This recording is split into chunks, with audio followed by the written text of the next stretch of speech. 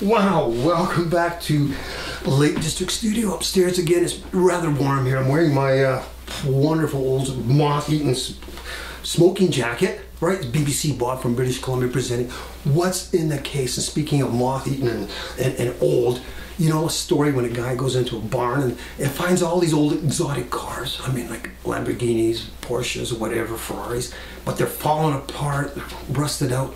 Well, this week, 4 instruments came into the studio and I had fun with them.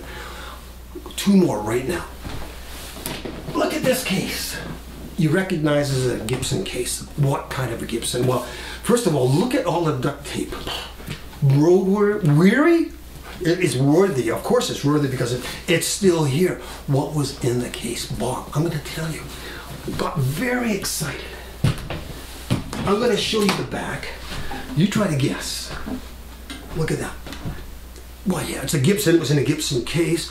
Old keys. You know the white ones? They get dry, brittle, and then they disintegrate. I wouldn't take this on the road. It's an ES 125 Gibson. Beautiful. P90 pickup, right? Just 2 controls, volume, tone. I mentioned the barn. You know, the car's falling apart. Can you see that? It's split wide open, right in half, like the horse or a cow stepped on it. What's with that? Anyway, they put wood filler in there. It's together. It works. It works. Does it work? Well, electronically, I plugged it in. It does, right? And you could play great blues, but not country blues. There's a guy named Dallas here. He's a young guitar player, blues. He's got one of these guitars, and he makes it sing, right?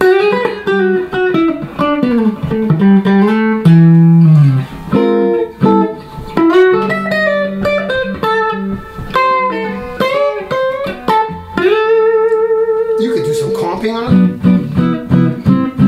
right?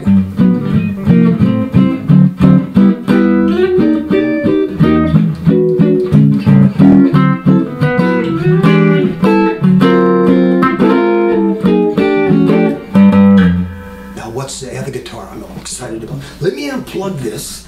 It's even more exciting, and it's even weirder. I'm gonna have a little bit of grounding noise.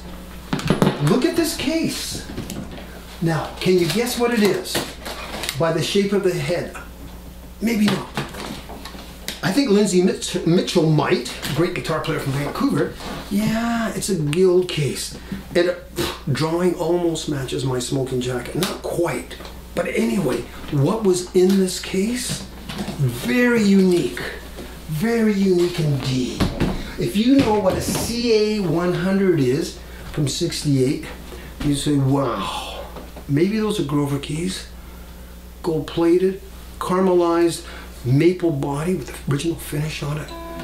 Can you believe that? I'm smiling because I love this guitar. The unique thing about it, it probably just came out as an acoustic guitar, right? In a big band, but you can't hear that because it has thin strings on it. So there's a floating de-Armand jazz pickup. Only problem is no volume or tone control. So what did the original owner do? He took some toothpaste. Well, I didn't use it. Can you read that? That's a Crest toothpaste box. He put a volume and a tone control on it. Then he put in an 1/8 inch jack. I think it's 1/8 inch. You plug it in, like you do a regular guitar, except it's got the mini jack, we call it, with a female 1/4 inch. You plug it into that noisy sheet cord that I'm using right now, and let's see what happens. Does this toothpaste box work? Well, we're getting a noise. I'm going to turn it down. First of all, volume.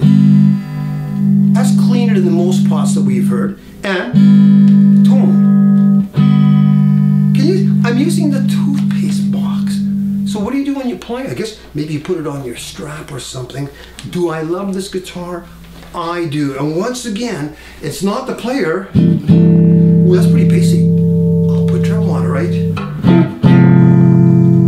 And you can overload.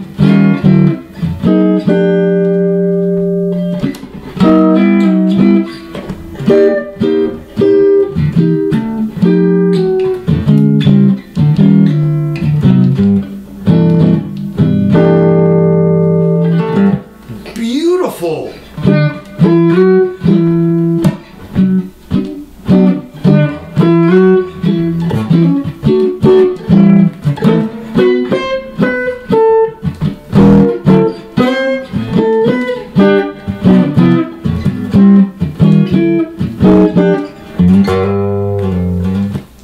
I'm not going to compare, but isn't that amazing?